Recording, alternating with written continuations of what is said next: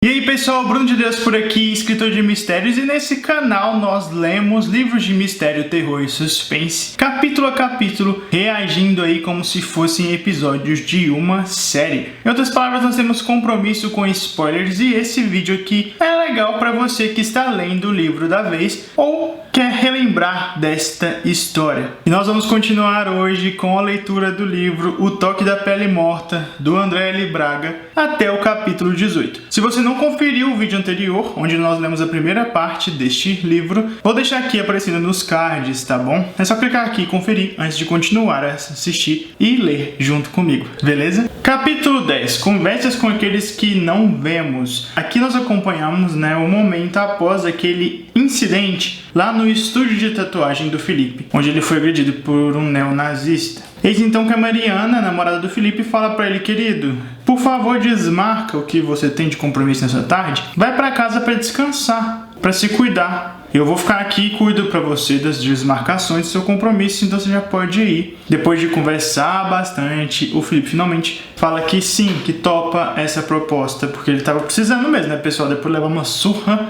ele tava precisando. Só que quando Mariana começa a ficar sozinha naquele lugar, a gente já sabe, por ela ser médium, que é um lugar muito pesado e cheio de desencarnados, cheio de espíritos. E aí o narrador informa pra gente a suscetibilidade de momentos trágicos que aconteceram nos negócios anteriores ao estúdio de tatuagem do Felipe. Sabe aquele lugar onde parece que nenhum negócio vinga? Sempre tem um lugar desses em alguma cidade, não é? Eu lembro lá na minha cidade natal que tinha um ponto específico onde aconteciam coisas muito estranhas, sempre acontecia um tipo de acidente inexplicável, ou aquele negócio sempre fechava, nada que abria lá dava certo. Este é o lugar onde está o estúdio do Felipe. Agora o que fica na minha cabeça é: por que só o estúdio do Felipe conseguiu ter sucesso? Será simplesmente quando as tatuagens, mesmo como explica aqui no começo desse livro, que as tatuagens funcionam como uma espécie de tranca para o corpo, sabe? Não deixa se afetar por você ter tatuagem? Você acha que tem que seguir? Será que isso aqui já serve de proteção?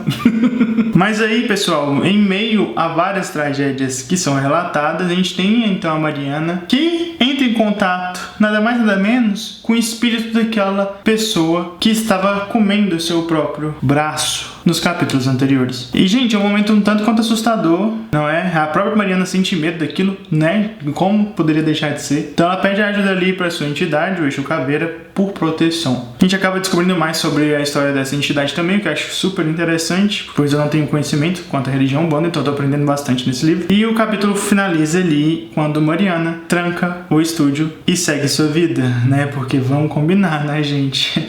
Esse momento onde ela simplesmente ficou só um tempinho para desmarcar algumas das sessões de tatuagem do seu namorado. Ela fez também uma sessão espírita ali, de graça. Capítulo 11, Reencontro com Memórias Embaralhadas. E aqui nós temos o quê? Um novo evento social desagradável entre os familiares. Temos aí Jaime e seu marido, junto com Felipe e sua noiva, namorada, junto com o pai dos dois irmãos, que tem Alzheimer, que sofre com Alzheimer e tem aí parte das suas memórias embaralhadas. Apesar de conversar ainda bem, compartilhar ali seus gostos, ainda tá aparentemente num estágio um pouco mais à frente do inicial. Eu tenho certo conhecimento com Alzheimer, que infelizmente meu avô passou por isso também. Então eu me lembro muito bem de como foi a evolução da doença nele. O que faz com que eu sinta uma identificação com essas personagens, porque é difícil, é muito pesado, é uma condição muito triste. Eis então que tem um desdobramento ali, momentos de conversas e de alguns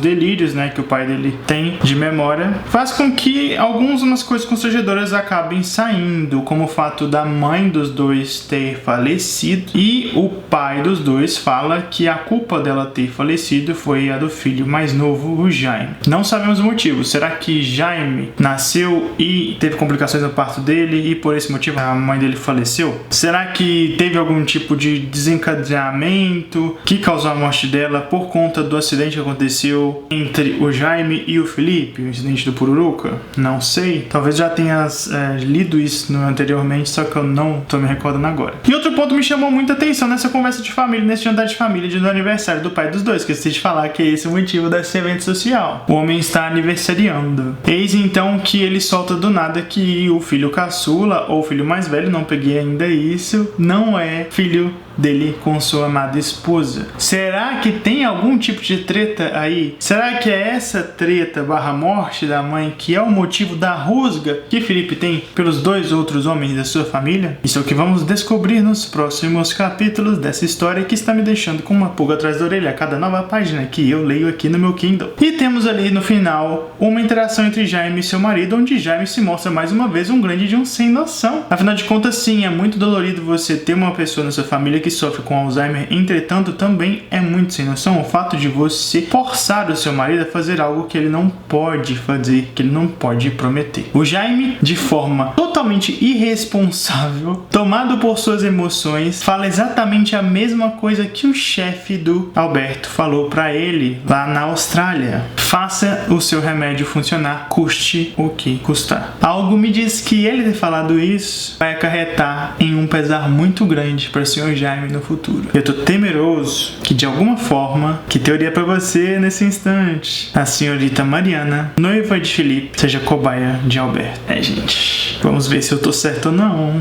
Tomara que não, porque eu gosto de Mariana. Se ele fizer isso com Mariana, eu vou ficar com muita raiva. Espero que ele tenha um final muito trágico.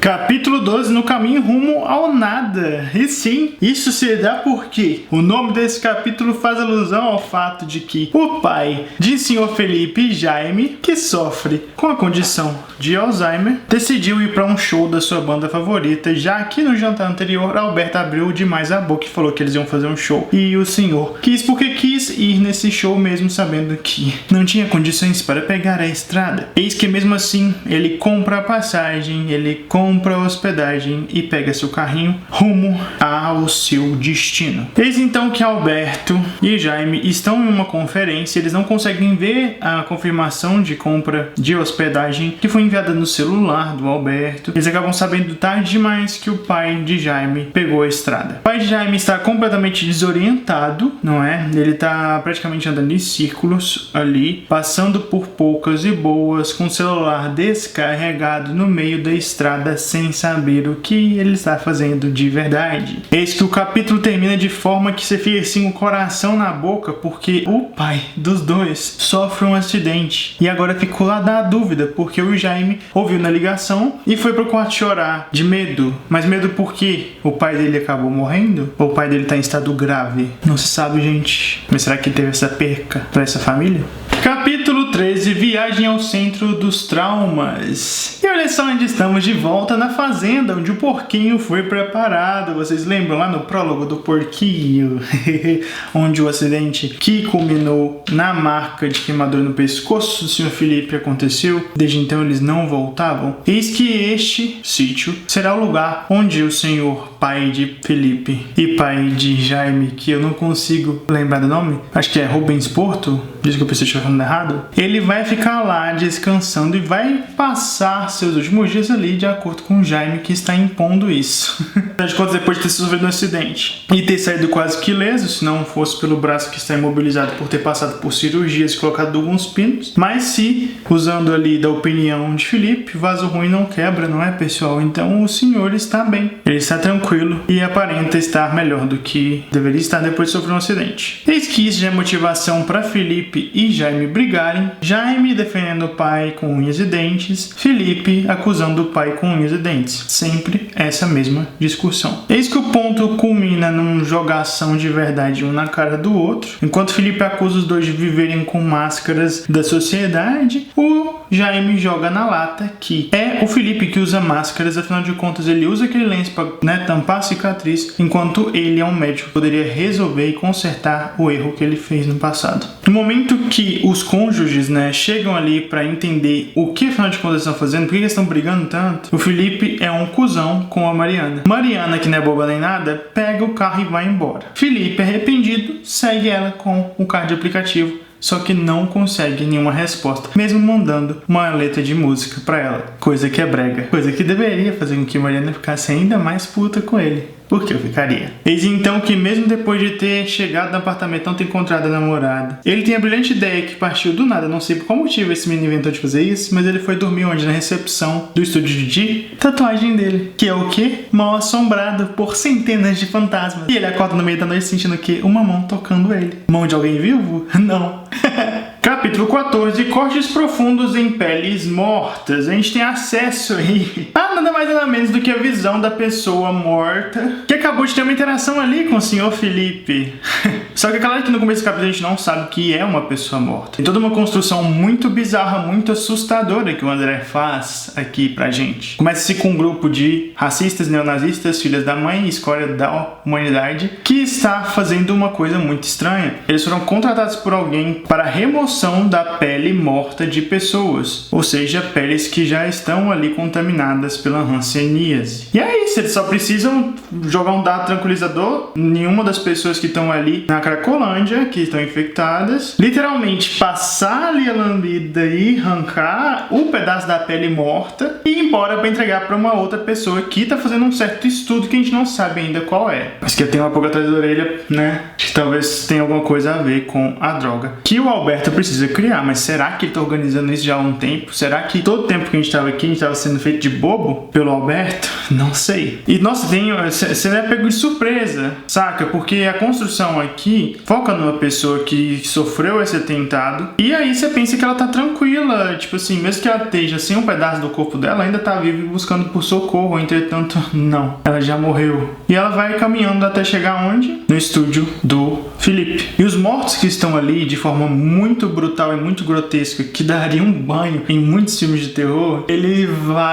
vão e falam assim pro novo entregante da turminha: querido, é só você esperar porque ela vai vir aqui e ela vai conseguir te ouvir. Ela quem? Mariana, namorada de Felipe, que dormia até ter seu rosto tocado pela mão morta de um cara que acabou de morrer ali logo perto. Bizarríssimo, gente, bizarríssimo. Capítulo 15, o regresso dos interrompidos. E Mariana já acordou ali mais tranquila depois do embate que ela teve com o namorado dela, o Felipe. Ela é uma pessoa muito de bem, gente. Ela é uma pessoa muito evoluída, porque ela racionalizou ali que o Felipe ajuda daquela forma com ela por ele estar no lugar onde os traumas dele foram revividos, né? Se afloraram. Porque foi naquele sítio onde aconteceu o acidente que resultou na cicatriz que ele tem no pescoço. Então, se a gente olhar para esse lado, realmente é barra, né? E justificou? Não. O fato dele ter sido um babaca com ela? Não. Porque ele simplesmente descontou nela algo que ele tinha que resolver consigo mesmo. E ela sabe disso. Tanto que ela fala, e a gente já viu também nos outros capítulos, que ela sempre fala pro Felipe que ele precisa de tratamento, que ele precisa de terapia. Só que ele é rusguento, né? Ele não aceita que ninguém dê pitaco na vida dele. Ela conhece tão bem o namorado que sabe que era provável que ele estava ali no seu estúdio de tatuagem. Afinal de contas, a Mariana fala pra gente que é ali onde o Felipe vai quando ele está se sentindo perdido e quer ficar sozinho. E ela realmente encontra ele lá, mas quando ela chega ela também encontra o quê? Almas atormentadas. E ela precisa fazer todo um ritual ali para que as almas alcancem, né, o divino e sigam em frente. E ela ajuda aquelas almas penadas ali antes de resolver a questão dela com o Felipe, que não é assim resolvida, não tem aquela DR, saca? Depois ela ter vivenciado uma coisa tão assustadora quando ela chegou, ela simplesmente pediu pra ele abraçar ela e os dois foram tomar um café e assim se resolveram. O casal está mais vivo do que nunca, ao contrário das entidades que estão atormentando o estúdio do Felipe. Capítulo 16, a polícia dos crimes reais. Cara, eu achei esse título muito perspicaz porque aqui a gente tem uma crítica direta à realidade, né? A nossa realidade. Já começa o capítulo falando sobre a questão do dia de caça, noite de caça. É o nome que a mídia deu para os eventos que estão acontecendo de verdadeiras carnificinas que estão vitimando as pessoas que estão ali na Cracolândia. E já tem uma crítica direta falando que se não fosse o caso dessa peculiaridade de ter um evento trágico acontecendo, as mortes na Cracolândia seriam apenas notícias banais, porque já foi banalizado, já é uma coisa que é considerada normal na situação da cidade de São Paulo, a ponto de mortes de pessoas que estão ali não serem mais interessantes e não venderem tanto igual a mídia procura vender. E nós temos ali uma coletiva de imprensa com a polícia da cidade e é conversado alguns pontos ali, até um jornalista joga na cara da polícia que o real problema não está entre as vítimas da Cracolândia, mas sim com a questão do tráfico, que é muito mais do que a venda da droga, mas já instaurou todo um controle sobre toda a região, sobre os negócios locais, sobre até os pontos de imobiliária dos lugares que são afetados pela Cracolândia. O problema é muito maior do que se pode calcular. E o policial não responde essa pergunta, ele ignora completamente e vai falar sobre uma outra droga que não tinha conhecimento e achei muito grave, que é uma tal de K9, que é muito mais poderosa e que poderia ser uma concorrente do crack por ser altamente viciante, mas nem a polícia, né, por conta do perigo dessa droga, e nem os traficantes querem que ela chegue no mercado brasileiro, devido à questão de que o uso dessa droga acomete no óbito do seu usuário de forma muito rápida. E até os traficantes não querem que ela chegue no mercado porque eles querem que os seus clientes continuem ali presos ao vício e continuando a encherem seus bolsos. No final das contas, um outro jornalista pergunta sobre a questão de saúde das vítimas ali da Cracolândia, né? E ele desconversa, fala que a questão do surto de hanseníase é um problema do Ministério da Saúde e não dos policiais. Literalmente tirou o corpo fora e foi embora. Capítulo 17, Repressão, Saques e Chamas Invisíveis. E pessoal, nossa, que capítulo tenso, porque foi mostrado o que foi prometido lá naquela coletiva de imprensa pela polícia, que aquelas palavras doces significaram na realidade. Afinal de contas, aquela questão de tratar as pessoas da Cracolândia como vítimas e os reais inimigos serem os traficantes, na realidade não acontece. Porque a polícia vai lá e destrói todos os lugares onde essas pessoas se abrigavam, o que resulta num verdadeiro dominó que cai em cadeia ali e causa o verdadeiro caos. Combinando as pessoas, realizando ali de forma mais rasa os problemas na sociedade, causando revolta por conta da questão do aumento da criminalidade das pessoas que não têm mais um lugar para se abrigar e buscavam alternativas para reconstruir o pouco que eles conseguiram construir, já que a polícia destruiu tudo. Eis que tudo culmina no fato de que aquele bando de gente desocupada, filha da mãe, para não falar muito mais xingamentos sobre o quanto eu tenho raiva desse tipo de gente, se reúne ali, os neonazistas, se você não entendeu até agora, e começam a atacar todo mundo gratuitamente. E quem tá lá no meio do povo, fazendo boas ações? Justo, Mariana, lá no meio da treta mais uma vez. E ela acaba voltando para o hospital, porque ela é um imã de problema. Essa mulher, coitada, tá precisando ir lá no terreiro e fazer um descarrego, porque misericórdia. Ô mulher que tem azar na vida. Capítulo 18, Progresso da Pesquisa. Jorge e o seu irmão Felipe estão ali para acompanhar Mariana na alta que ela recebeu do hospital. E ela, como uma pessoa de boas energias, já está bem assim, feliz. Ela sai do hospital feliz ali, como se nada tivesse acontecido com ela. Nossa, Mariana é um ser humano que deve ser levado como um exemplo de vida. Enquanto Mariana descansa no sofá do apartamento de seu namorado, os dois irmãos começam a conversar e finalmente entram num consenso, por mais que eu acho que não vai dar certo. Eles compartilham da opinião de que Mariana não deve mais frequentar a Cracolândia. Mas é óbvio que Mariana não vai aceitar isso, eu tenho certeza, por mais que seja perigoso para ela nesse momento de embate entre esses neonazistas, os policiais e também as pessoas que estão lá na Cracolândia. Temos então a outra visão da história, quando se diz respeito ao Alberto e os avanços da sua pesquisa, que olha só pessoal, apresentaram avanços porque ele está começando a cultivar em carne humana a bactéria ali que é usada como a fonte para encontrar a cura do Alzheimer e do Parkinson. Eis que essa notícia é óbvio, né? Por mais que os avanços tenham surpreendido os executivos, acabou soltando ali na mídia alguém com uma língua grande, acabou contando para outro alguém, que resultou em manchetes falando duas coisas que vão queimar o filme do Sr. Alberto. Ele está usando cobaias humanas, ou 2, ele está usando as vítimas da Cracolândia. Será que Alberto está realmente por trás dos eventos que estão acontecendo? É o que a gente vai descobrir, porque no final do capítulo ele acaba falando que vai conversar com a polícia e mostrar a verdade. Será mesmo? E pessoal, assim termina a segunda fase desse livro. A primeira fase foi mais introdutória e essa aqui a gente já começou a esquentar as coisas e está frenético. Eu gostei muito do desenvolvimento dessa história. Não tem zumbis, como eu estava insistindo na primeira parte, mas o desenvolvimento está sendo surpreendente e muito positivo para mim. Estou ansioso para continuar com a leitura e nós nos vemos na semana que vem para continuarmos a leitura de O Toque da Pele Morta, do André L. Braga. Até mais!